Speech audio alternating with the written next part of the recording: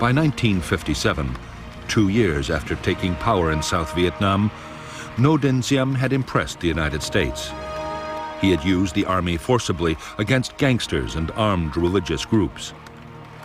It had looked for a while as if President Diem could create a viable non-communist state in South Vietnam and win the support of the Southern people.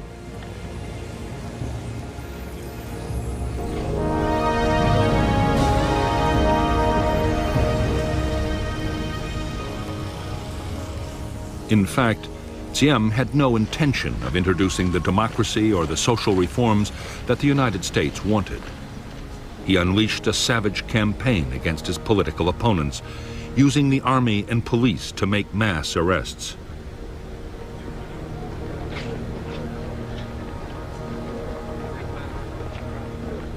There was widespread torture and summary executions. At the same time, Diem's own family built up enormous wealth and power, while most of the South Vietnamese continued to live in dire poverty.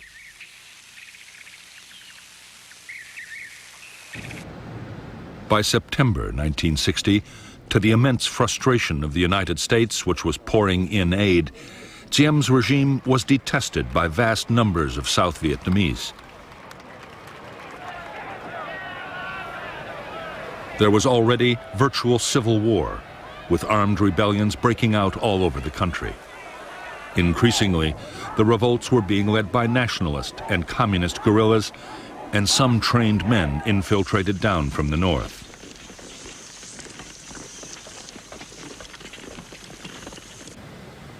Over 12 months, 1,400 local government officials and civilians were killed, and a further 700 kidnapped.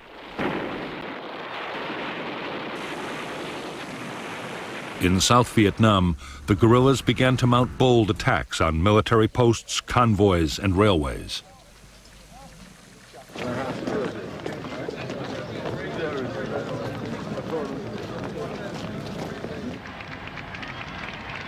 As events in South Vietnam spiraled towards chaos, in January 1961, John F. Kennedy took office as the 35th President of the United States. Almost at once, Kennedy faced a series of Cold War crises. Soviet Premier Nikita Khrushchev was preparing to resume atmospheric testing of atomic weapons. Khrushchev also promised to increase Russian support for communism around the world.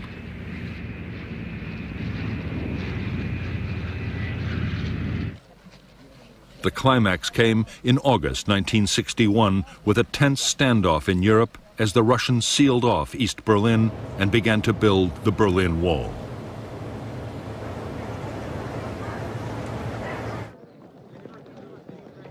Kennedy's reaction to the sense of mounting threat was to order a massive strengthening of American defenses. He ordered the call-up of 150,000 military reservists. A program was launched to build public nuclear fallout shelters right across the United States.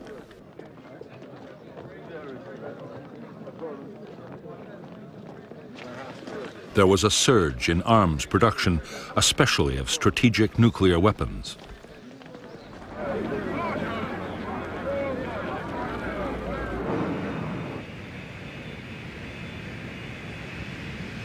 With so many immediate crises demanding the attention of the president, Vietnam was far down the White House agenda.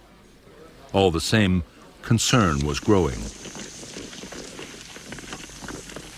The South Vietnamese guerrillas were now 17,000 strong. In September 1961, there were 450 attacks, some involving hundreds of guerrillas at a time.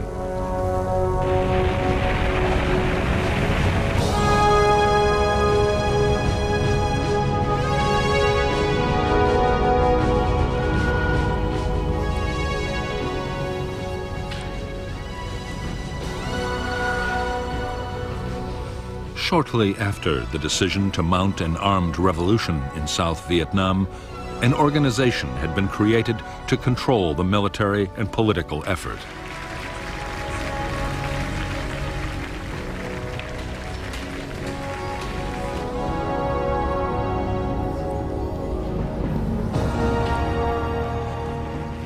This organization, the National Liberation Front, represented a wide range of political, ethnic, and religious groups.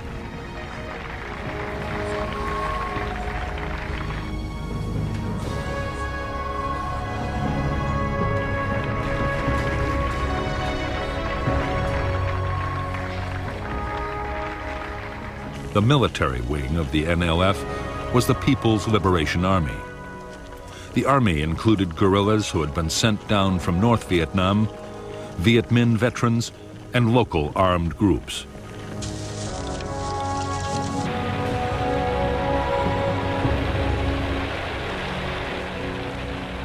The main purpose of the force was to support the political battle, and the civilian leaders of the front kept tight control. President Diem christened them the Viet Cong, the Vietnamese communists, and the name stuck. The Viet Cong meant to follow the same kind of political and military strategy that had won the war against the French. Politics, diplomacy, and violence would be carefully coordinated so each always worked with the others.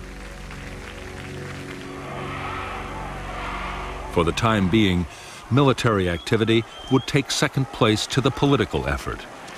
Many hoped that a full-scale war would never be necessary. Others, particularly those closely connected with the North, saw a military campaign as the key to victory and expected it to pass through 3 critical stages.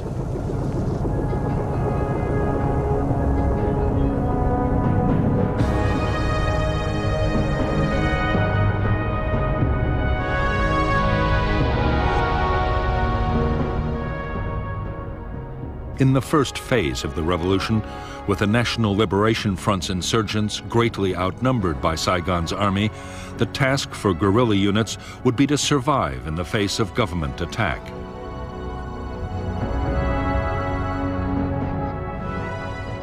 Safe base areas would be created as defensive sanctuaries and as springboards for small-scale guerrilla attacks.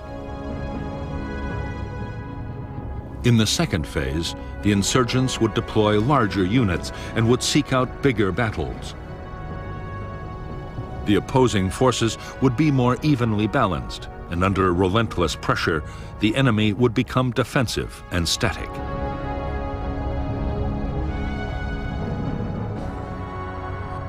In the third phase, at the key moment when the NLF became stronger than the government army, they would launch large-scale assaults against enemy installations and seek out decisive conventional battles.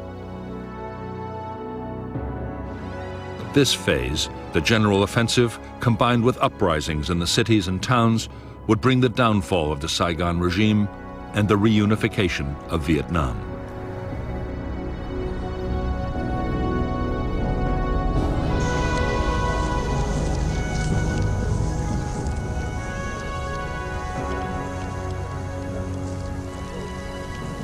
While the revolution was in its early phase, the NLF meant to build up its organization as fast as it possibly could. Political agents founded dozens of associations to bring every kind of support into the movement.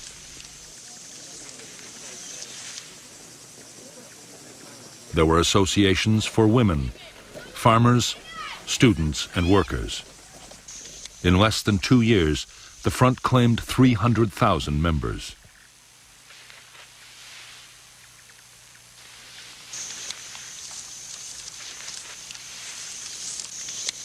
At the same time as it built up grassroots support, the NLF meant to intensify its military operations.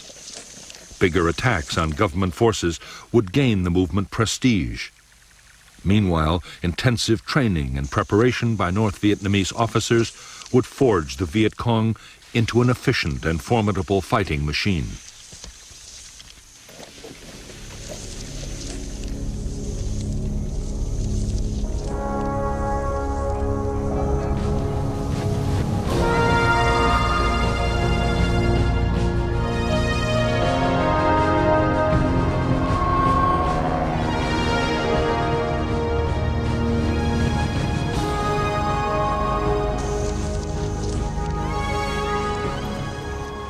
As the NLF tightened their grip on the countryside, the South Vietnamese army began to behave exactly as the guerrillas had expected them to.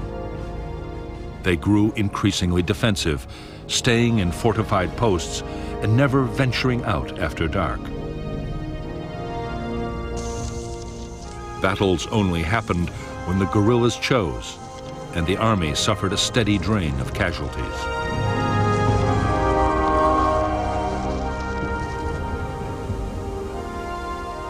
By now, there were 900 American military advisors in South Vietnam, charged with building up and training the South Vietnamese armed forces.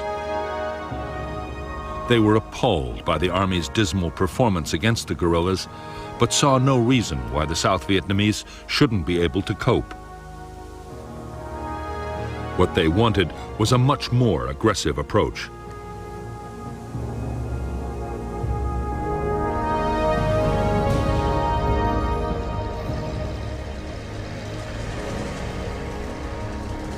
American advice was that the Army should get out on mobile operations and find the bigger enemy units.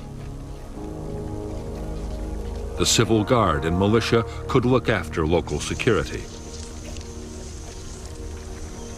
The Americans developed a counterinsurgency plan, supposed to better coordinate the different forces, but progress on the ground was painfully slow.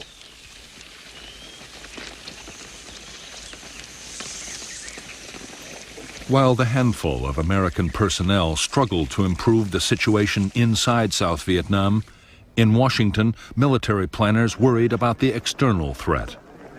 The fear was that North Vietnam or even China might take advantage of the South's weakness.